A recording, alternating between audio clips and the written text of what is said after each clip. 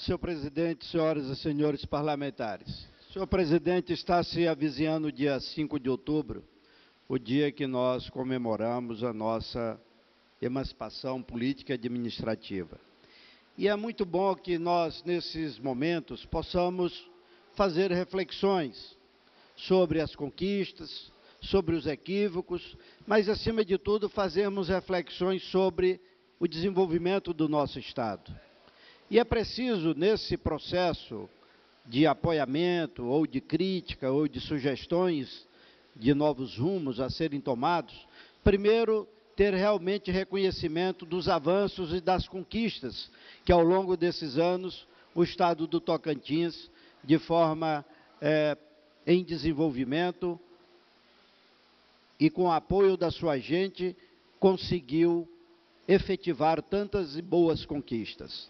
E é também necessário, sobre o ponto de vista criterioso, avaliar equívocos. E esses nós precisamos justamente para que não possamos permitir que eles novamente ocorram.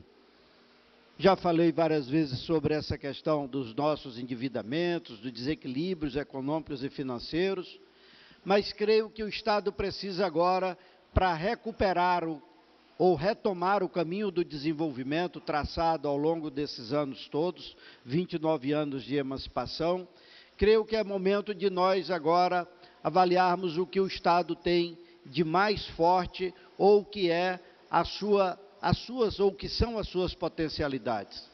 E é um Estado que até o presente momento ele é um Estado agropastoril e de produção primária.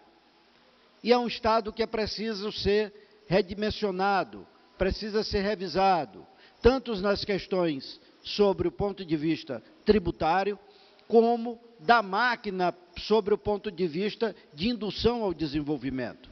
E olhando a questão agrícola, que é o suporte econômico, e a bovinocultura, que os dois são os suportes econômicos do Estado, sem falarmos do processo do que a economia é balizada ou é sustentada na arrecadação tributária, sobre o ordenamento da economia, aonde é sustentada sobre os combustíveis, sobre a eletricidade, sobre a comunicação, são os três componentes que mais agregam receitas na economia do nosso Estado. Porque, em que pese ser um Estado agropastoril, essa questão da Lei Candir não faz com que os recursos, as receitas provenientes que poderiam ser do processo produtivo são, obviamente, em função da Lei Candir, subsidiadas, e aí cai para o processo da economia da exportação. O Tocantins hoje, nessa safra de 2016-2017, ocupou 1.300.000 toneladas, ou 1.300.000 hectares de áreas cultivadas, em todos os sistemas de cultivos. Mas os principais continuam sendo a soja, que representa 61% da produção agrícola, o arroz, o milho, que representa 20% da produção agrícola, e o arroz, que representa 16,5% da produção agrícola. Os outros, amendoins e tantos outros, girassóis, algodão, são os que compõem aí algo em torno de 1,8%, algo próximo a 2%. Essa é a conformação ou como é distribuído a produção no nosso Estado. A safra de 2016-2017 está sendo prevista 4,5 milhões de toneladas de grão. Representa algo em torno de 50% a mais do que 2015 e 2016, que foi algo em torno de 2.900.000 toneladas de grão. Eu faço essa perspectiva informativa justamente para nós entendermos que, pelo caminho da produção e do estímulo à produção, nós poderemos melhorar a economia. E precisamos agregar nesse processo, além do agrobusiness, que tem sido de forma exponencial, por força da iniciativa privada, é possível o governo entender e o Estado implantar políticas de produção que incentive a agricultura familiar e fortaleça a economia popular. São essas ações que o Estado ainda fica sem terminar, sem concluir as cadeias produtivas. Observemos que, ao longo dos últimos 20 anos, nós implantamos vários polos produtivos. O primeiro ainda quando era Goiás. Assim foi implantado o projeto Rio Formoso. E é um dos exemplos e um dos orgulhos do Brasil, porque em termos de área contínua irrigada, ainda continua sendo um dos maiores projetos do mundo. Depois nós tivemos os projetos que se desenvolveram por ordenamento da iniciativa privada no Vale do Javaés e do Formoso. Depois tivemos áreas que foram incentivadas pelas políticas públicas. Lá o projeto Sampaio, que acabou não redundando em nada por erro de planejamento do governo. Áreas como o projeto São João, projeto Manuel Alves, que ainda não cumpriram a sua função produtiva e nem a sua função social, também por equívoco, no que se concerne ao processo da produção e da comercialização. O governo, com recursos públicos, o deputado Zé Augusto, o deputado Zé Bonifácio, o deputado Eli, implantaram, já concluo, senhor presidente, implantaram o projeto, mas não deram seguimento ao processo da produção.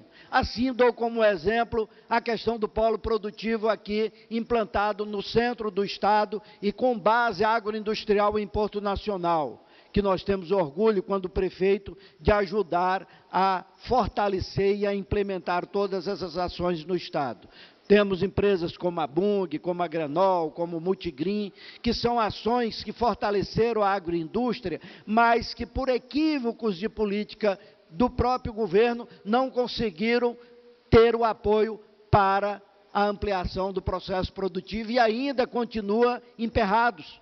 A empresa Granol, que produz o biodiesel, hoje está limitada a 30% da sua capacidade de produção, porque não temos uma ponte para escoar a produção do biodiesel, não temos ponte para escoar o processo do farelo de soja, da torta para a ração, das parafinas, que poderiam ser os agregados dos subprodutos, enfim, tantas cadeias produtivas que poderiam estar agregando a esse processo. Então, é preciso que o governo entenda que isso é matéria prioritária. Nós temos a conquista da Ferrovia Norte-Sul, e até hoje a Ferrovia Norte-Sul não integrou a economia do nosso estado, portanto, não fortalece o processo produtivo, nem estimula o fortalecimento das cadeias produtivas. Temos cadeias produtivas do leite, dos pequenos animais, da avicultura, da suinocultura.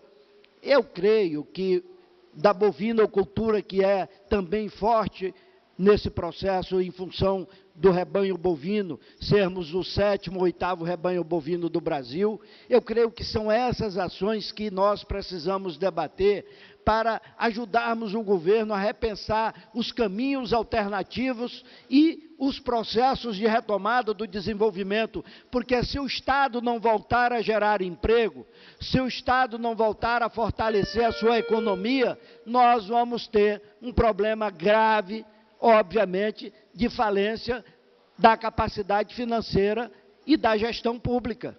É nesse sentido que nós temos que nos despir de qualquer vaidade ou desentendimentos políticos e nos abraçarmos num processo de salvarmos o Estado para o desenvolvimento pleno, sustentável, gerador de emprego e de melhor renda. É nesse sentido, senhor presidente, que eu gostaria de fazer uma reflexão para 5 de outubro, não querendo criticar o que já passou, mas querendo valorizar as conquistas e, sim, criticar os equívocos, os erros e, principalmente, criticar a corrupção deslavada que foi de alguns governos nesse estado, e nós não podemos permitir que isso volte a acontecer. Aí é a formação da cidadania, é o compromisso da fiscalização externa da cidadania e o compromisso dos poderes de forma harmônica, cada um cumprir o seu papel em fortalecimento e em defesa do cidadão e da cidadã tocantinense. Muito obrigado, senhor presidente, muito obrigado, senhoras e senhores parlamentares.